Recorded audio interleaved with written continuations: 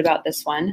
We are going to be hearing from two esteemed journalists in their own right. Technically, Philly reporter Paige Gross will be interviewing Charlie Warzel, and New York Times reporter. They're going to be talking at misinformation, technology, and the election, because November 2020 coming up real soon. It's going to be weird. So we're going to let them cover all those topics. Paige and Charlie, you want to join us? Oh, hello. Welcome. And I'll hop off. Hi, guys. Hi there. Hey, Charlie. Thanks for joining us today. Absolutely. Thanks for having me. Yeah. Yes. 2020. Am I right? It is an onslaught. It's. I don't ask people how they are anymore. Pretty much, we've gotten to that level.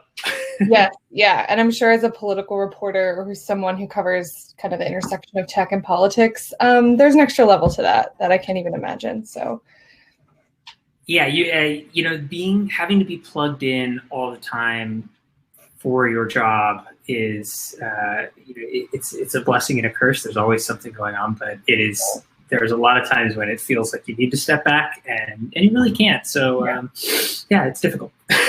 Yeah. So the topic of today's conversation is really misinformation and technology and how those kind of play into the upcoming November election. We are only 6 weeks out as of yesterday.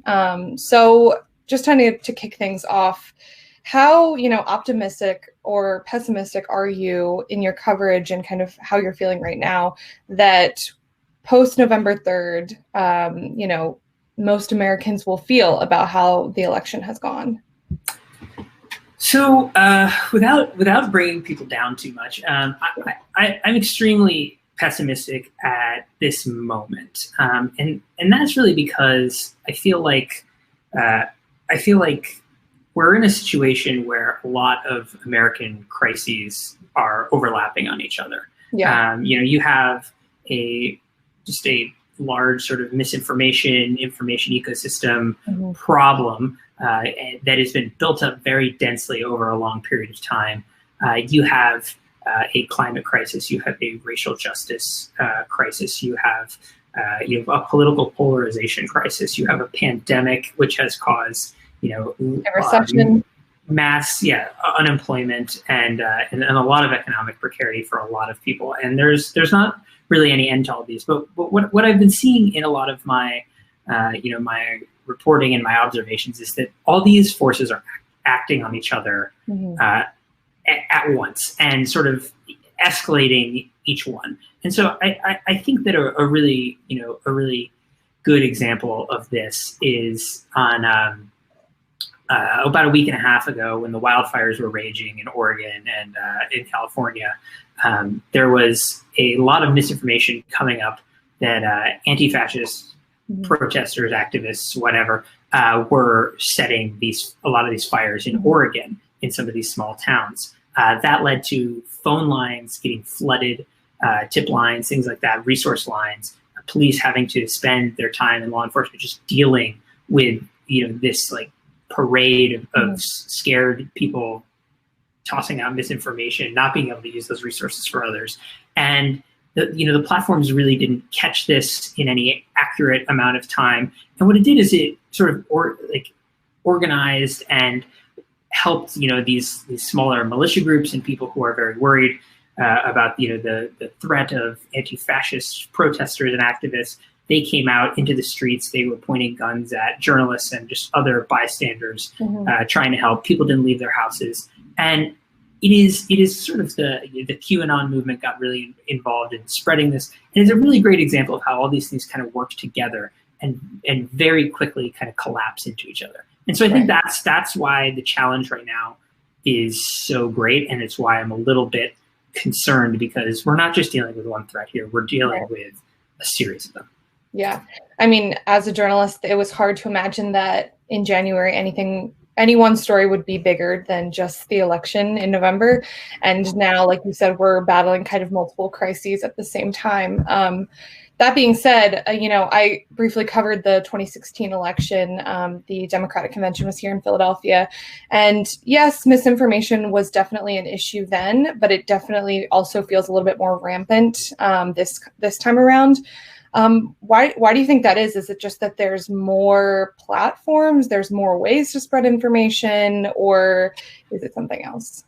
So I've actually been trying to explore this a little and talking to a bunch of researchers, folks like that. And the best explanation that I think I can give right now is that everything has gotten denser from an information network perspective. And what I mean by that is essentially whether it's the journalists like us who are covering this sort of stuff, whether it's, the state actors who might be, injecting narratives in and seeding them, whether it's, just the homegrown trolls who just want to cause chaos, whether it's political, lawmakers and people like that who are, running these ads and trying to, gin up division, whatever it is. And same goes for, for protesters and people like that, trying to get information out about, good causes and things, like the Black Lives Matter activists and, those who are trying to spread good healthcare information for the pandemic. All those groups have gotten much more sophisticated in the way that they, process the news and turn it out. And again, we're all actors in the system. But since 2016, we've all gotten so much better at processing, and the news has just come so quickly. We have all this practice essentially. And what I have seen is, when you're constantly doing this, when you're on Twitter all day and you're, seeing news coming in and you're spinning it out to your audience and you're doing whatever, just trying to report on it, whatever it is, you start to get better at processing it and understanding it. You get into patterns and routines.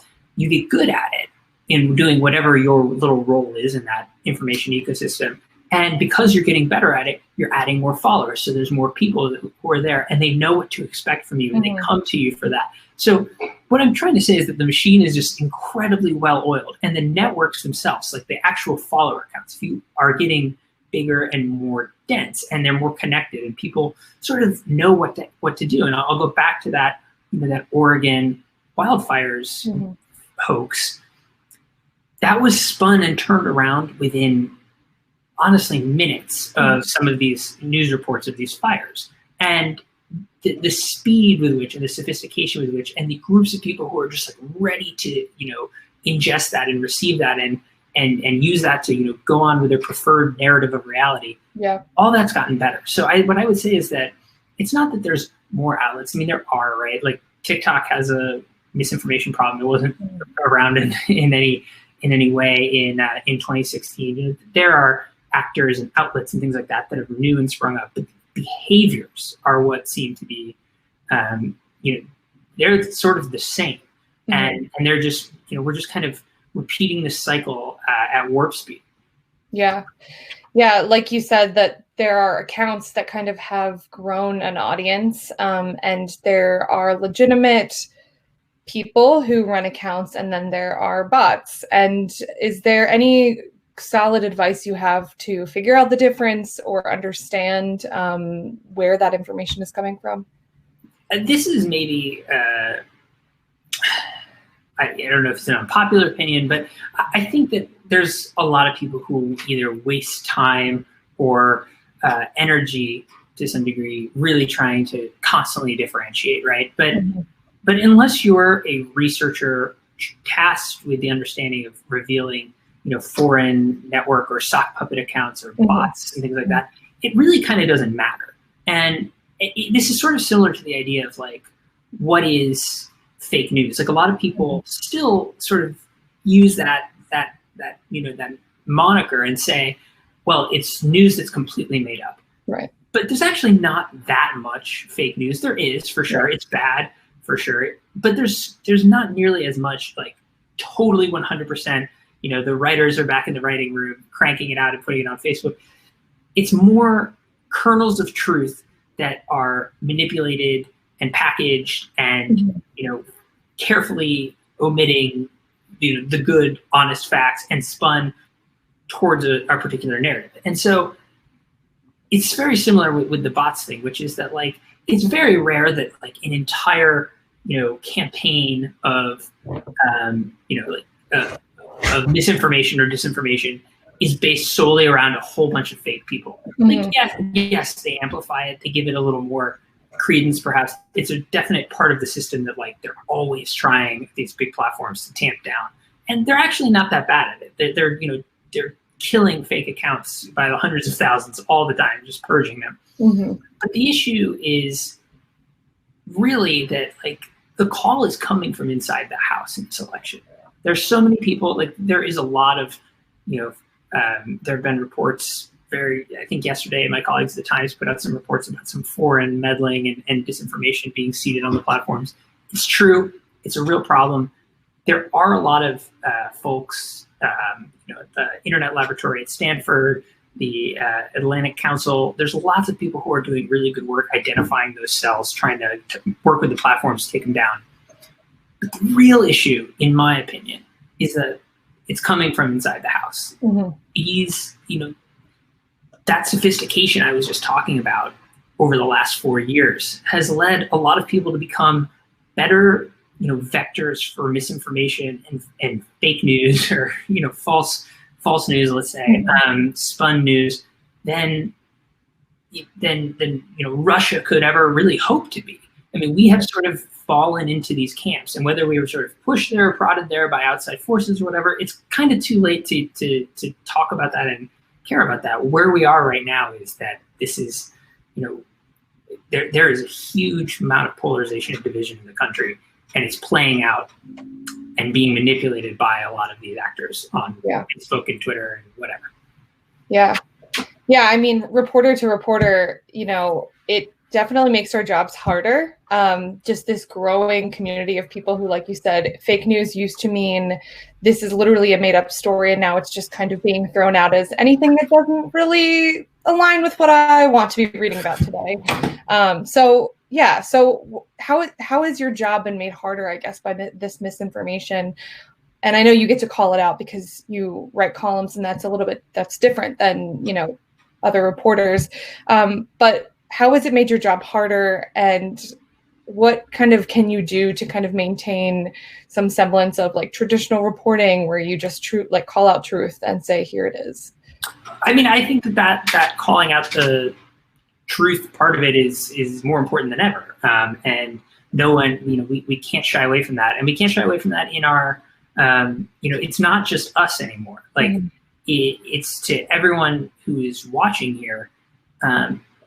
It's up to all of us in our own, small networks. I mean, to some extent, the thing that's become the hardest is, the hardening and polarization of individuals. And, I think the Trump campaign specifically is, 4-year-long crusade against the media to try to, continue to erode its credibility, which, again, there was already a lot of that in the air before Donald Trump. But it's made it so that there's effectively a large group of people I'm never going to be able to reach. That I'm just not, and that's not that I won't try. It's not that people are giving up, but the reality is that there is a large group of people for whom I am, I have my own biases. I am, an unreliable narrator in this realm, and, I'm a political agitator, whatever you want to call it. But that's why it's so important that everyone needs to call this stuff out. I mean, these are networks. A good example with the QAnon phenomenon is I have friends who a friend recently told me that I believe it was their father-in-law or their father's uncle, I can't remember, was posting a lot of QAnon sort of adjacent content, like stuff about child trafficking, and could watch as this person was sort of being consumed by this world. Someone who, doesn't claim to believe in that theory, isn't, incredibly hyperly politically motivated.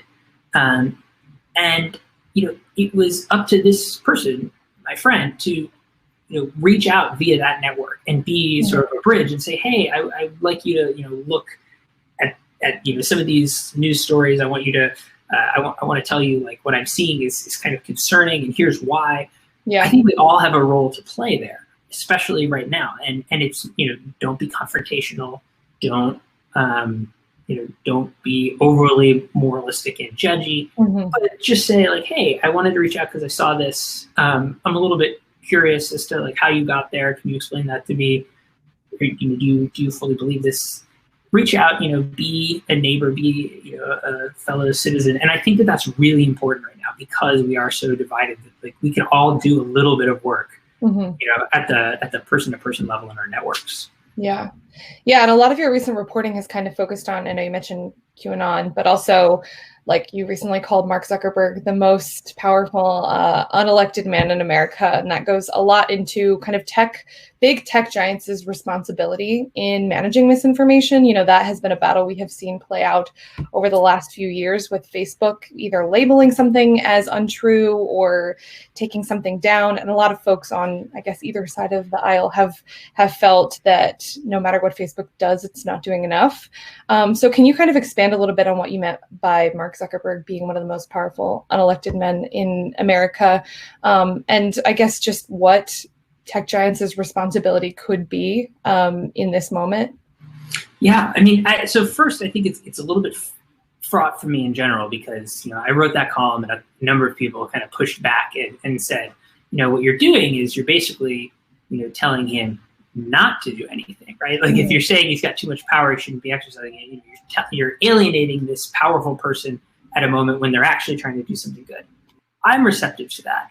But at the end of the day, the fact that we would even need to appeal to someone like Mark Zuckerberg to try to, do the right thing here speaks to the amount of power he has. He has over 60% of the, of the board at Facebook, decision-making power. He has ultimate and final authority over a company that serves billions of people and content and news and, ultimately helps construct their own form of reality. So what is really troubling to me right now is there was an interview yesterday in the Financial Times where Nick Clegg, who is an executive at Facebook, a former member of Parliament in the UK, he gave an interview and said, that Facebook is looking to take absolutely unprecedented steps to, shut down negative content on election night, and that that the company is looking at a couple of break glass in case of emergency options. But Nick Clegg wouldn't comment on what those options were. Right. So right now, what he's essentially asking us to do is to trust Facebook. In the same interview, he also notes that a lot of the most consequential potential decisions, so let's just say in general, on election night, it's around midnight, because of the way that these elections have tended to work in recent years, around the time when these elections have been called by the networks for a certain person, the popular vote is usually not tallied fully on the side of who's going to win. When Barack Obama won in 2012 against Mitt Romney, he was only ahead by 30,000 votes. When all the votes are counted, he was actually ahead by about 5 million. And when Donald Trump accepted Hillary Clinton's concession, he was up reasonably substantially, about 1 million electoral, or 1 million in the popular vote. He ultimately lost by 3 million. So these things change and often swing in the direction of the Democrats. So let's say election night, it's midnight. It's, the map looks pretty red in the popular vote. Donald Trump's looking at it on his phone. He says, I've seen enough. I'm calling it, and says, puts that out across all the platforms, and also says media and Democrats are going to come after, and they're going to try to steal this away from us. Don't let them. And it's sort of this vague, interpret the threat as you will, wink, nudge thing. So Facebook could say in that situation, we're going to, delete this post. We're going to censor it completely. We don't want this out there. This is dangerous. This is misinformation against the election. It violates our rules. But then say Republican lawmakers en masse come out and say, we agree with this too. They start doing posts and tweets and whatever. And then it becomes not only newsworthy, but it becomes part of the, part of the party line. This is what Republicans are thinking. So that censoring that has a completely different valence. Right. So they decide not to censor it. They have to leave it up with, a label or whatever. That decision, in a hypothetical, again, completely hypothetical, but in that, Nick Clegg said in this interview, those decisions would come down to Mark, Cheryl, and a handful of other executives. And ultimately, Mark is the decider. that is essentially asking us to trust, that the judgment of one or two people on incredibly consequential decisions on the, in perhaps what is the most consequential election of a lot of our lifetimes.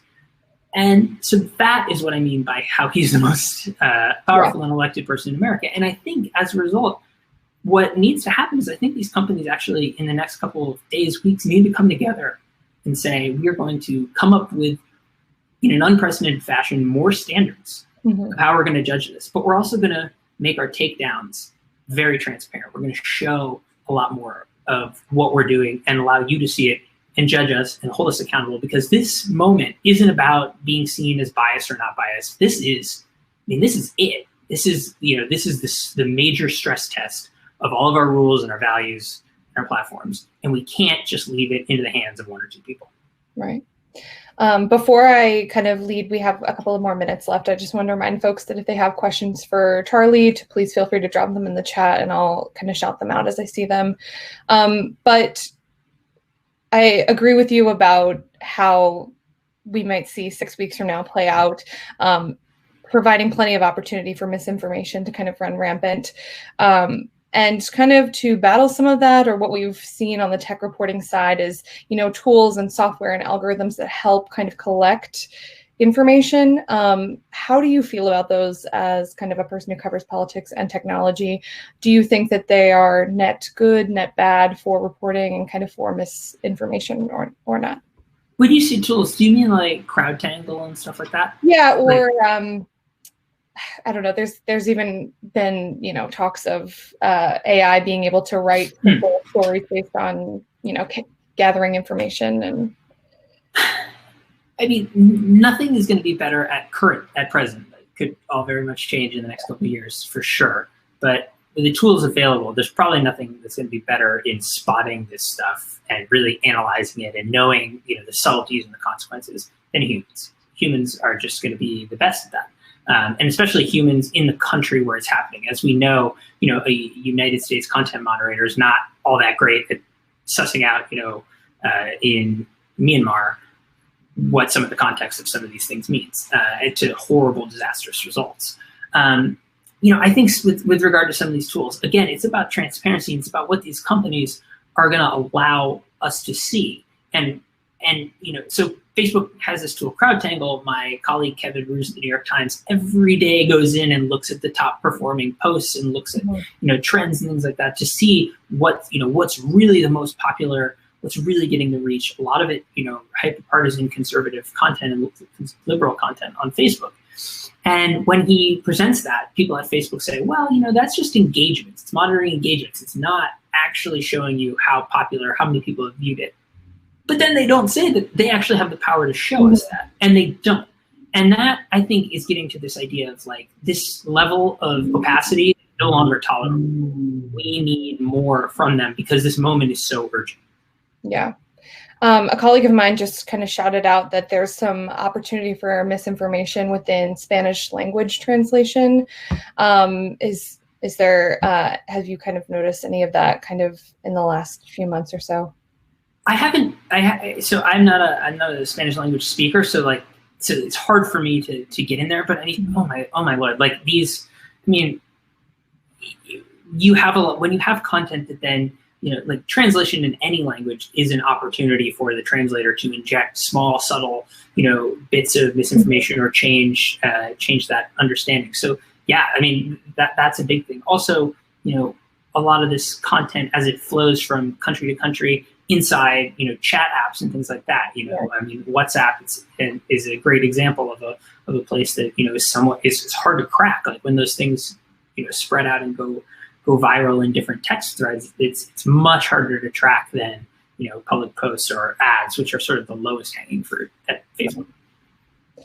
And someone else asked, which I was also thinking kind of as we were talking about the possibility that, election night is not going to look like previous election nights. And and how that could possibly lead to misinformation, making an early call when it may not be warranted.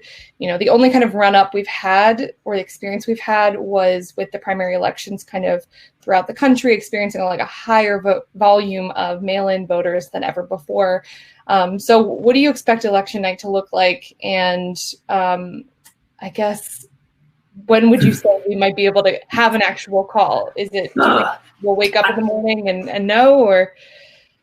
I'm not going to go so far as to make a prediction as to when we'll know, and if, because the real honest truth is that nobody knows. I mean, I've done a lot of reporting around this, spoken to a lot of people, a number of people who actually have, some real, I've heard from, who have some real say in deciding these judgments for TV networks and things like that. And I'd say that there's a real 50-50 split right now between people who believe that we're actually going to know pretty early, and people who are, very concerned that what we're going to see, sort of the situation I explained before, where like the mail-in vote or absentee votes are going to kind of trickle in much later, which is pretty normal, honestly. And that's going to have, because it's going to be unprecedented in the size of the absentee and mail-in voting, that we're going to see that. So I don't know. What I do know is, that it's going to be a chaotic night. It's going to be a night full of misinformation, things like that. So the media really has to set expectations. Just prepare viewers, readers, watchers, whatever, that, to expect that this is going to be slower, this might be delayed, there might be confusion, and not to jump to conspiracy, and not just to jump to the absolute worst thing, but to say, this is an unprecedented time, we're dealing with this pandemic, and that's going to change things. And I think also really, what these platforms can do, what reporters can do, is to sort of prepare the best arguments early that people might see to say this is rigged, and to say, this is what people are going to say. They're going to say, because those ballots aren't coming in at the same time that they usually do, that something nefarious is happening. But really, we know that that's the case already. We know that that's going to be pretty standard. So expect that, and that's just going to be normal. So I think like a lot of expectation setting is necessary, and I think it's just such a hackneyed cliche to say nobody knows anything. I really think in this moment, nobody knows anything. Like, there are people who've said there could be an absolute landslide, and we could know extremely early, and it could be just very straightforward, or it could be very standard in the sense that usually we learn around midnight, 1 o'clock Eastern time, and it might be close. We could have a Bush versus Gore kind of situation, or we could have something completely different and unprecedented and a little bit scary. And I think just, taking a breath and understanding that 2020 is throwing a lot of weird stuff at us, and we got to roll with the punches, and everyone just sort of keeping their temperatures down as best as they can. That's the best thing that we can do. Yeah. A colleague of mine just dropped into the chat that Resolve Philly, which is a local solutions based network here, has started referring to it as election week, not election night, which seems pretty apt. But Charlie, I think we're at about time. So I guess I'll leave you with, what do you expect your next 6 to 8 to 10 weeks to look like? And if you have, I guess, a little bit of advice for folks who are really like trying to double down on stopping misinformation within their friends and family, or at least with themselves. I think the next weeks are going to be peculiar in the sense that there's so much worry, and there is so much news, and there's so much going on, but it fundamentally doesn't change the fact that, like, we have this day, November 3rd, we have this moment, Election Day, that, that is actually going to be sort of the demarcation, whether we know that day or not. Like, that is sort of like the day that we're all getting to. And so in this moment, it's frenzied, it feels chaotic, it's scary, it's exciting, it's all these different things. But there's actually, it's a weird time. There's not really a lot we can do but go vote and, make sure people are registered to vote and sort of getting that right out to the people. After that day, I think things will be a lot clearer in terms of, what's next for the country, what's next for a lot of people. So I think keeping some perspective in the sense that this is a weird time, it's kind of a waiting, holding period to some degree is important. And I mean, advice for people who are concerned about all this is,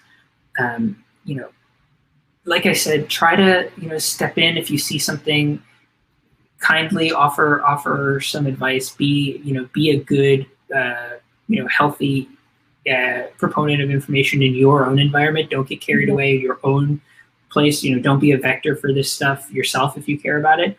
But also I would say, don't be afraid to also disconnect. On Friday when the Ginsburg news came out, it was after a difficult week. And so many people on the West Coast have been choked in smoke for an entire week, unable to breathe. Just as it was lifting, this new sort of like burden comes on. And I took the weekend and I just completely disconnected. And I know it's my job to be connected, but I said, listen, like I can't.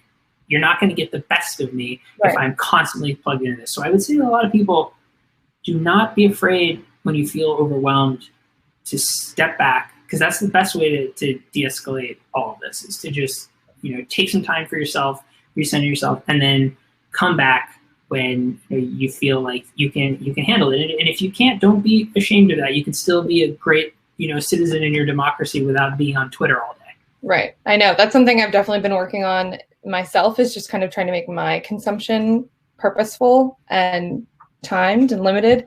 But yeah, thank you so much, Charlie. I think we're about to wrap up, but I would love if you could we could both drop our Twitter handles in the chat function so that people could find us if they are looking to read our work, and really appreciate the conversation.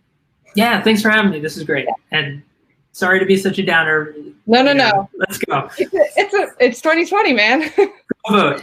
All right. See ya. Thank you, Charlie. Thank you, Paige. Yeah. And thank you, attendees, for participating in the Technically Developers Conference as part of the 10th annual Philly Tech Week. This is our last session of the day.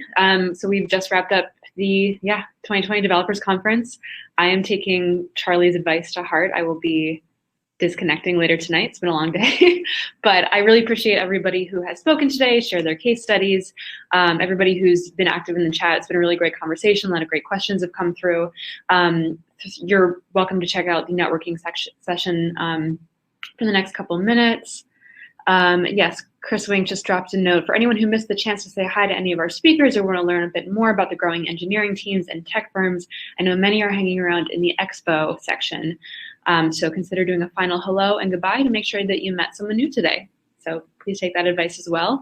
For the rest of the week of the 10th annual Philly Tech Week, tomorrow we have our signature event where we will reveal the 2020 winners of the Technically Awards, as well as host trivia, and it's just a big celebration for the week. And then Friday is our Introduced by Technically conference. That's a day-long event similar to the Developers Conference.